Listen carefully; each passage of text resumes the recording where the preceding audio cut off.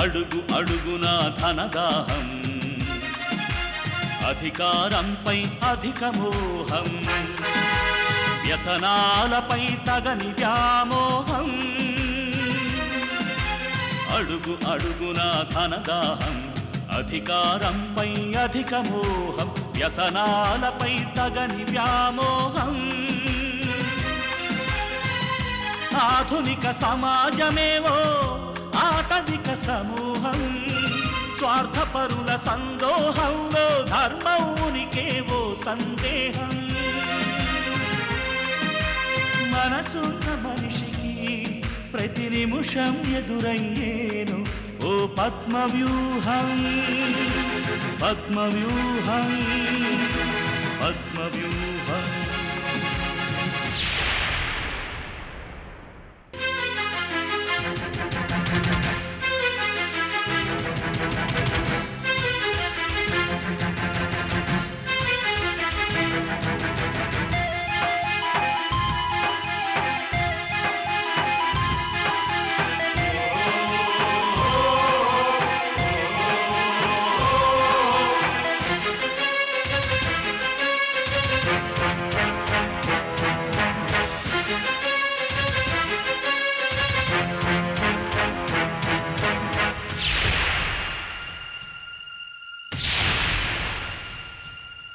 ప్రతి కదలిక వెనుక ఓ లాభానికై చింత అవసరం లేకుంటే అరక్షణమైన నిలువరు నీ చెంత ప్రతి కదలిక వెనుక ఓ లాభానికై చింత అవసరం లేకుంటే అరక్షణమైన నిలువరు నీ చెంత ఇది కన్నీటినే వేలం వేసే కసాయి సంత ఇది కన్నీటినే వేలం వేసే కసాయి సంత విలువలకై వెతుకులాట నేడొక పెద్ద వింత విలువలకై వెతుకులాట నేడొక పెద్ద వింత ఇదే ఆస్తి నీ చేతికొస్తే నువ్వేం చేస్తావు? ఆస్తిదేవుందిరా, ఎలాగూ మన చేతికొస్తుంది. కానీ నా ఆశయం వేరే ఉంది. అది నెరవేరడానికి విజయానికి 5 మెట్లు అని స్టెప్ బై స్టెప్ ఒక్కో అడుగు వేస్తున్నాను. రోడ్డు మీద అడుగు తినాల్సిన దాన్ని గేటు దాటి ఇంట్లోకొచ్చాను. అది ఫస్ట్ స్టెప్. ఇంట్లోకొచ్చి అవుట్ హౌస్లో చేరాను. అది సెకండ్ స్టెప్. అక్కడ మంచి డ్రామా ఆడి హాల్లోకి షిఫ్ట్ అయ్యాను. అది థర్డ్ స్టెప్. ఆ సింపతి అలాగే కంటిన్యూ చేసి నాకంటూ ప్రత్యేకంగా ఓ గది ఏర్పాటు చేసుకున్నాను. అది ఫోర్త్ స్టెప్. ఇప్పుడు ఆ గది నుంచి పై గదిలోకి అంటే గౌరి గదిలోకి షిఫ్ట్ అయ్యి అక్కడే సెటిల్ అయిపోవాలి. అదే లాస్ట్ అండ్ ఫైనల్ స్టెప్. విజయానికి చివరి మెట్టు అదే. వండర్ఫుల్ అత్తయ్య. కానీ నువ్వు గౌరి గదిలోకి వెళ్ళాలంటే ఆవిడ కిందికి రావాలి కదా? వచ్చేలా చెయ్యాలి. అందుకేగా ఈ ప్రయత్నాలు.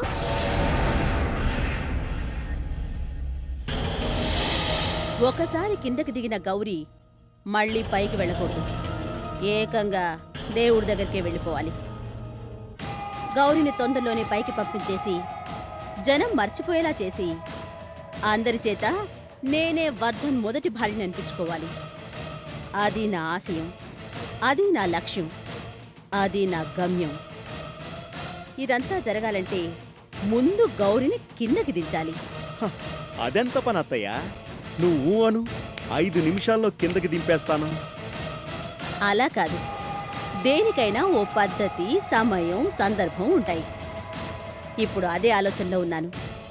చూస్తూ ఉండు.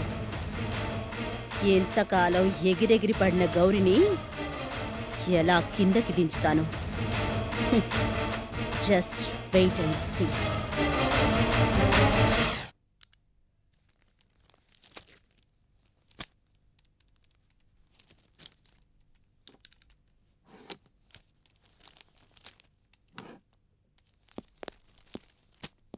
మేడం, చెత్తవర్తి గారు పిలుస్తున్నారు. భలే పేరు పెట్టావే. అయినా ఇప్పుడు లంచ్ అవర్ కదా, ఇప్పుడేం పని ఉంటుంది? గడ్డి తిని ఎదవలకి లంచ్ అవర్ గురించి ఏం తెలుసుద్దమ్మా? ఆడ ఆఫీసరు రమ్మన్నాడు, తప్పదు కదమ్మా. మీరు రండి. సరే పద.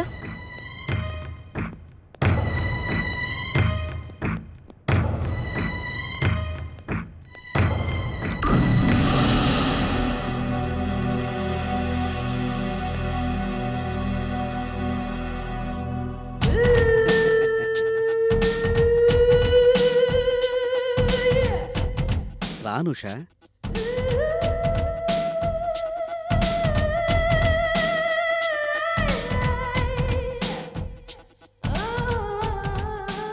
మొన్న ఆటోలో ఇంటికి క్షేమంగా వెళ్ళావా? బాగానే చేరుకున్నాను సార్. ఈ టైంలో పిలిచారు, ఏమైనా పనుందా సార్? పనేం లేదనుషా, ఒక్కడనే భోజనం చేయాలంటే అదోలా ఉంది. కంపెనీ కోసం రమ్మన్నాను. పర్వాలేదు సార్, నేను భోజనం తెచ్చుకున్నాను. నీకోసమే స్పెషల్గా తెప్పించాను అనుషా. మొత్తం వేస్ట్ అయిపోతుంది. ఈ ఒక్కరోజు కంపెనీ ఇవ్వవు ప్లీజ్?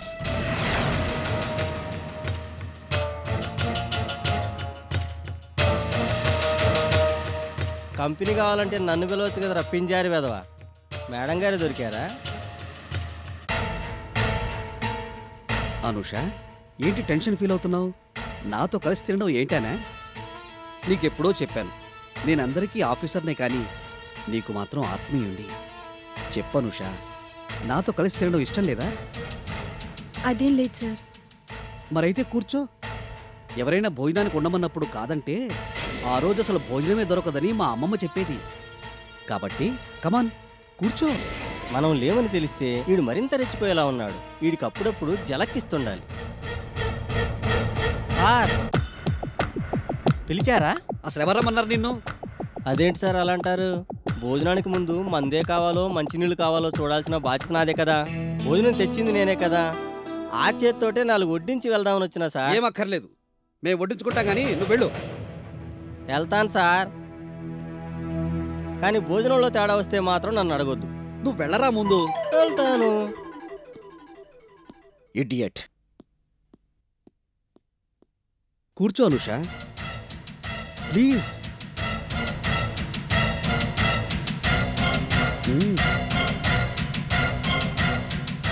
ఫ్రీగా కూర్చో.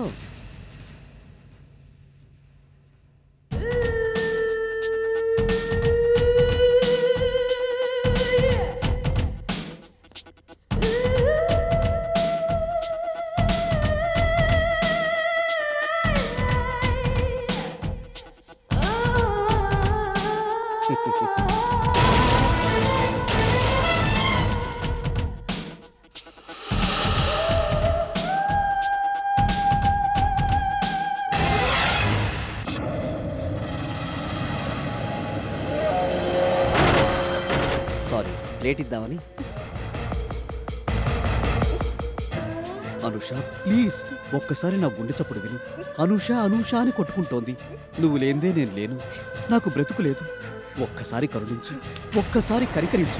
చేయొద్దులండి sir, please please sir please చేయొద్దులండి. ప్లీజ్, నీకేం కావాలన్నా ఇస్తాను. మీకు దండం పెడతాను సార్, చేయొద్దులండి. Please Anusha, sir please please చేయొద్దులండి. Anusha, please please.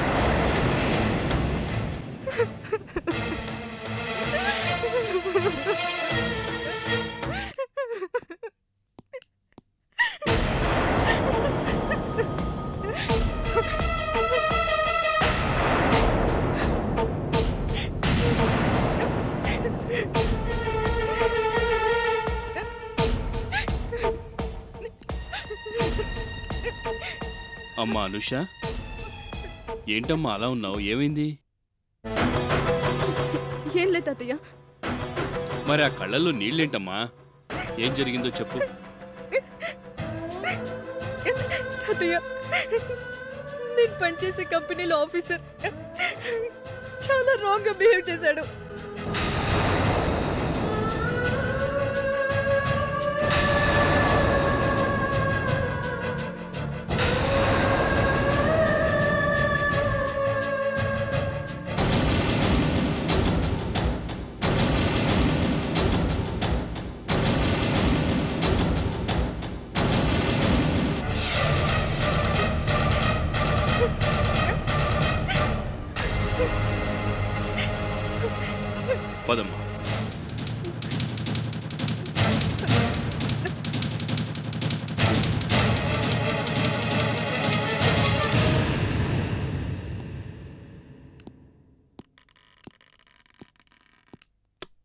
ఏయ్, ఎవరు నువ్వు?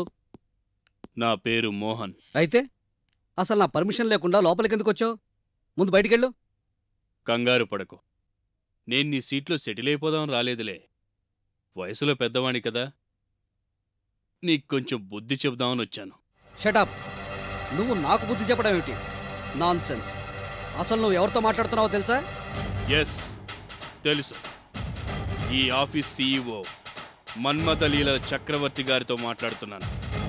నా ఆఫీస్కి వచ్చి నన్ను పాయింట్అవుట్ చేయడానికి నీకెంత ధైర్యం? ఇది నా ఆఫీసు. నా ఇష్టం వచ్చినట్టు ప్రవర్తిస్తాను. అడగడానికి నువ్వెవరు?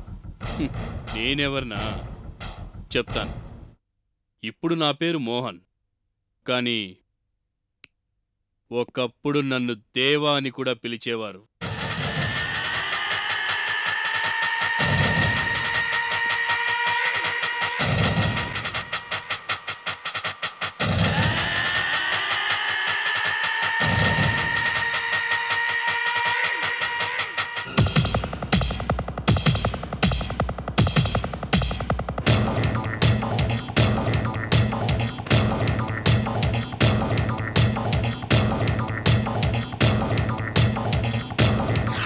సార్, మీరెవరో తెలియక నోటుకొచ్చినట్టల్లా వాగాను.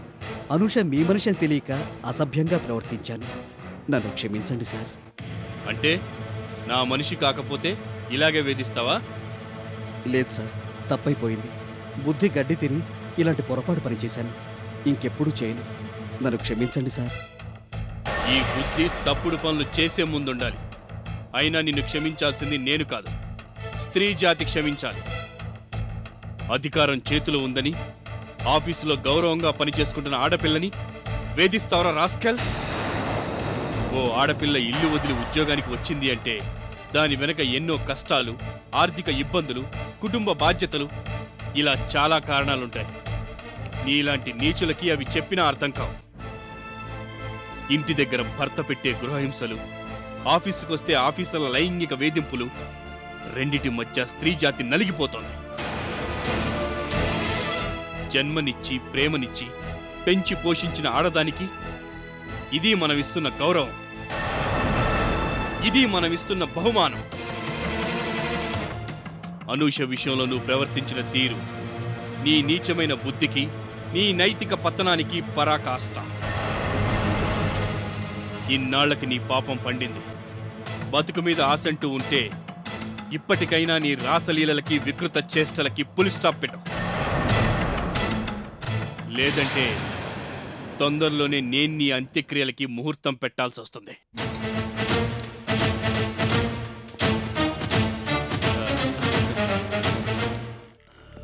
అమ్మా నిషా, ఇంక నీకేం భయం లేదమ్మా.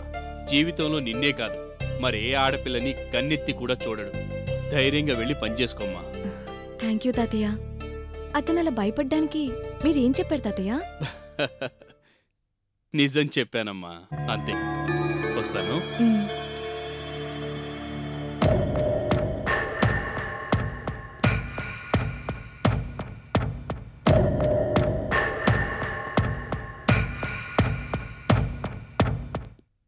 రండి.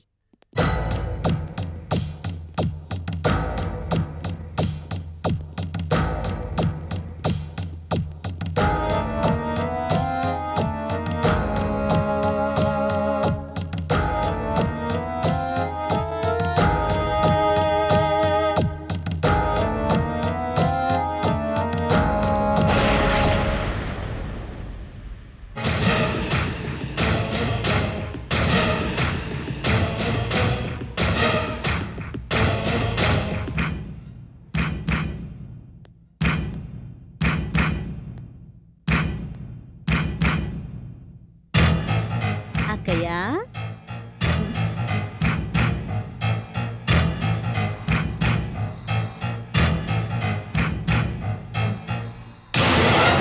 ఏంటక్కయ్య నిద్రపోతున్నావా? సారీ అక్కయ్య, నిన్ను అనవసరంగా డిస్టర్బ్ చేశాను. అయినా పగటి నిద్ర ఆరోగ్యానికి మంచిది కాదక్కయ్యా. ఇప్పుడు పడుకుంటే రాత్రి సరిగ్గా నిద్ర పట్టదు. నేనిలా చెప్తున్నానని మరోలా అనుకోకక్కయ్య. ఏం చెప్పినా నీ ఆరోగ్యం కోసమే. నువ్వు తొందరగా కోలుకోవాలి, మళ్ళీ మామూలు మనిషివి కావాలి, ఇంటికి మళ్ళీ కళ రావాలి.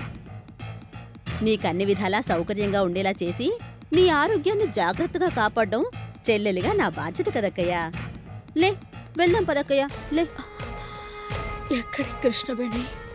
హాస్పిటల్కా? కాదక్కయ్యా, కింద గదిలోకి. కింద గదిలోకా? అవునక్కయ్యా. ఇక్కడ బాగానే ఉంది కదా, కిందకెళ్లాల్సిన అవసరమేముంది? అదే మాట నేను డాక్టర్ గారితో అన్నానక్కయ్యా, కాని ఆవిడ ఒప్పుకోలేదు. ఆ గదిలో పెద్దగా గాలి వెలుతురూ లేదు, పైగా ఆవిడ పరిస్థితి కూడా బాగోలేదు. ప్రతి క్షణం ఎవరో ఒకరు కనిపెట్టుకునుండాలి. పేషెంట్ పైనెక్కడో ఉంటే ఏ అవసరం వచ్చినా కింద ఉన్న వాళ్ళకి ఎలా తెలుస్తుంది? అందుకే వెంటనే కిందకి షిఫ్ట్ చేయమని మరీ చెప్పింది. వద్దు కృష్ణవేణి, నేనే గది వదిలి ఎక్కడికి వెళ్ళలేను. ఈ గదితో నీకున్న అనుబంధం నాకు తెలుసక్కయ్యా. అలాగే నువ్వు కిందకి రానంటావని కూడా నాకు తెలుసు. కానీ ఏం చెయ్యాలి? డాక్టర్ మాట కొట్టి పారేయలేం కదా. అదీగాక నీ ఆరోగ్యం ముఖ్యం కదక్కయ్యా. ప్లీజ్ నా మాట విను. లేదు కృష్ణవేణి, నా ఆరోగ్యం బాగుపడకపోయినా పర్వాలేదు, ఇక్కడే ఇలా ప్రాణం పోయినా పర్వాలేదు, నేను మాత్రం కిందకి రాను.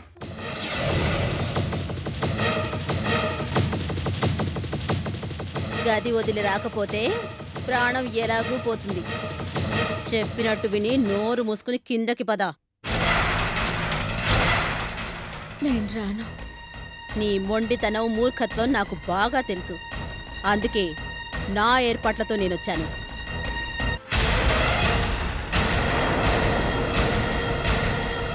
లోపలికి రండి.